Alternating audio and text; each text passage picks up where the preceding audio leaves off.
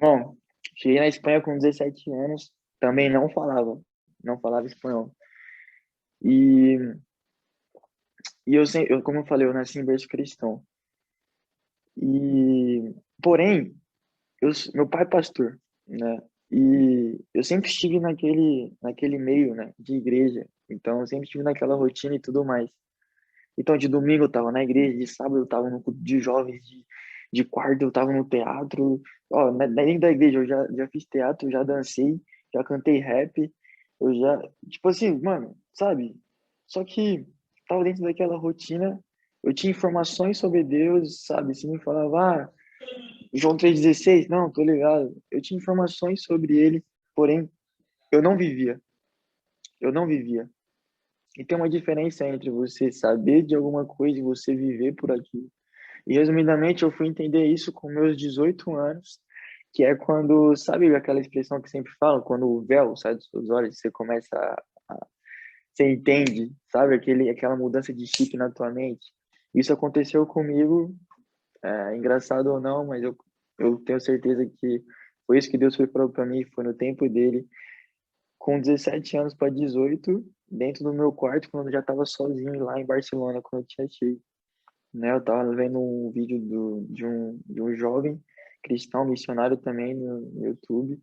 E ali, naquele quarto escuro, eu acabei o vídeo e eu tive uma experiência com Deus. E Deus falou para mim, né? Falou para mim, eu não te chamei para você viver uma religião. Eu não te chamei para você viver numa zona de conforto.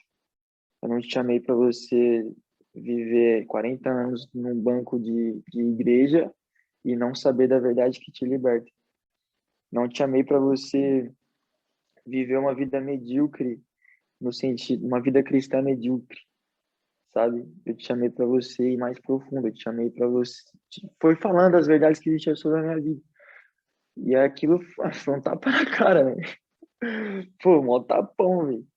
Eu falei, não, é isso então. E aí eu falei para Deus, Deus, eu quero viver para aquilo que você me chamou. E aí o que aconteceu? Eu meio que desafiei a Deus. Eu falei assim, Deus, então se o Senhor é o mesmo ontem, hoje e sempre, se Jesus é o mesmo ontem, hoje e sempre, se o Espírito Santo é o mesmo ontem, hoje e sempre, e estava em Pedro, e Pedro por passar e apenas sua sombra, o Senhor curava um enfermo pela sombra de Pedro, por que que eu não posso orar por alguém e alguém ser curado? Se é o mesmo Espírito Santo que está dentro de mim, está dentro de Pedro, se é o mesmo poder que ressuscitou Jesus dentre os mortos está dentro de mim, como dizem Efésios, por que que eu não posso orar por alguém e se alguém ser curado? Amém, fechou aí. Falei, não, vou viver por isso. E eu tava saindo no meu treino tranquilão, tava mochilinha nas costas, e tava numa praça assim enorme. E ali eu tava, fazia já 3 meses, né, quando aconteceu isso. E eu sabia, tipo assim, não sabia falar espanhol, sabia? Olá, que tal? Que tal? Como vai? Que passa bem? Pá, mas tipo, básico do básico. E aí eu saindo ali, o que acontece? Passa um senhor na minha frente com duas muletas, com duas muletas. E aí eu continuo meu caminho, o Senhor passando aqui, eu continuei meu caminho. E aí Deus falou, chegou em mim, tocou no meu coração, falou, vai lá orar por ele para ele ser curado. Aí eu falei, não vou.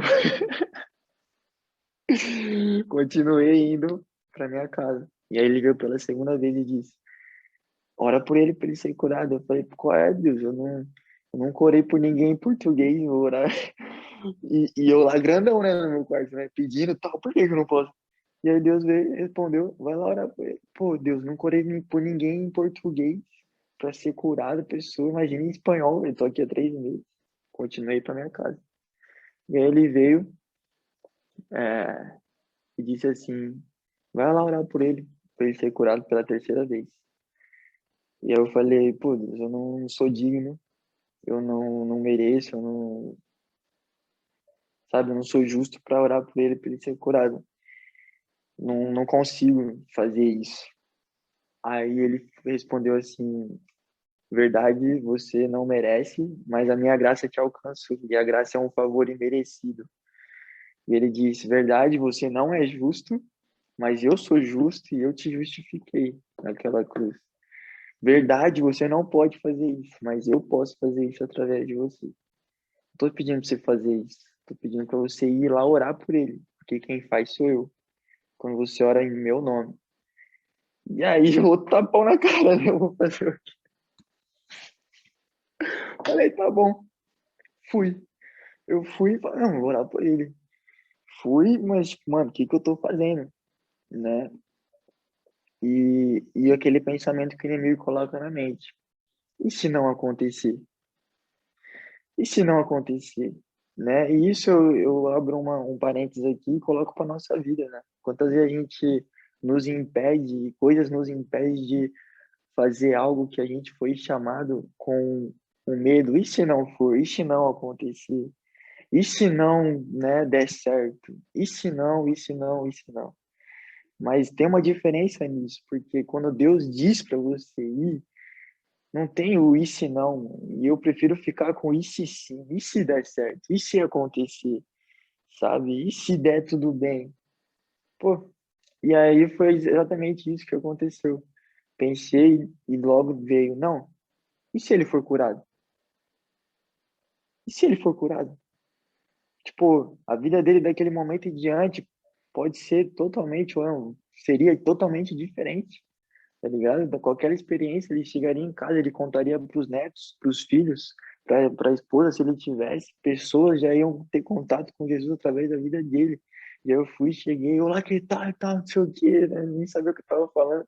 Eu costumo dizer que eu falei literalmente em línguas naquele momento. Doideira, mano. E aí, tipo assim, cheguei nele e falei, o que passou com tua perna? Aí ele falou, né, tipo, meio que se assustou assim. O que passou com tua perna? Aí ele, não, fiz uma cirurgia, eu coloquei uma prótese no joelho esquerdo. E eu falei, dói? Ele falou, nossa, dói muito. Eu falei, que movimento que você não pode fazer que dói? E aí ele mostrou, tipo, vou fazer a perna dele aqui. Ele mostrou a perna direita, ele, tipo, dobrava bem. Eu falei, não, não, a esquerda. E ele, tipo, fez assim e já não levantava porque ele sentia muita dor. Eu virei para ele e falei, senhor Diego, eu posso fazer uma oração pelo senhor? Senhor Diego, o nome dele, nunca vou esquecer. Eu acredito que Jesus pode te curar aqui agora. E ele pode. Aceitou. E isso é muito difícil, mano. Tipo, um idoso espanhol aceitar isso, pela cultura, por tudo isso, sabe? Meu pai sempre costuma dizer, o milagre acontecer não necessariamente que tenha que ser nessa ordem, mas é você tomar a atitude, a confiança de ir lá orar pelo nome dele, de Jesus, que é o único nome que tem poder para fazer isso, a pessoa de aceitar e Deus fazer. E aí eu fui lá, orei, coisa de 10 segundos, que toda dor possa sair e que toda. Isso em espanhol, tipo, que todo impedimento possa sair e que ele possa ser curado 100% em nome de Jesus, amém. Terminei a oração, falei, senhor Diego, faz um movimento que você não podia fazer. E ele veio, levantou a perna direita, falei, não, não, não, a esquerda, que você não podia levantar. E a esquerda ele foi levantando, ele foi levantando, ele foi levantando, foi levantando, foi levantando, foi levantando. Ele olhou pra mim, eu olhei pra ele, eu não sei quem tava mais feliz, mano. Se era ele ou se era eu, tá ligado? Falei, caraca, mano, falei, seu Diego, Jesus te curou, Jesus te curou. E aí uma muleta já tava encostada no ferro, tá ligado? E aí ele tava apoiado num ferro, assim, com uma mão e a outra muleta na outra mão.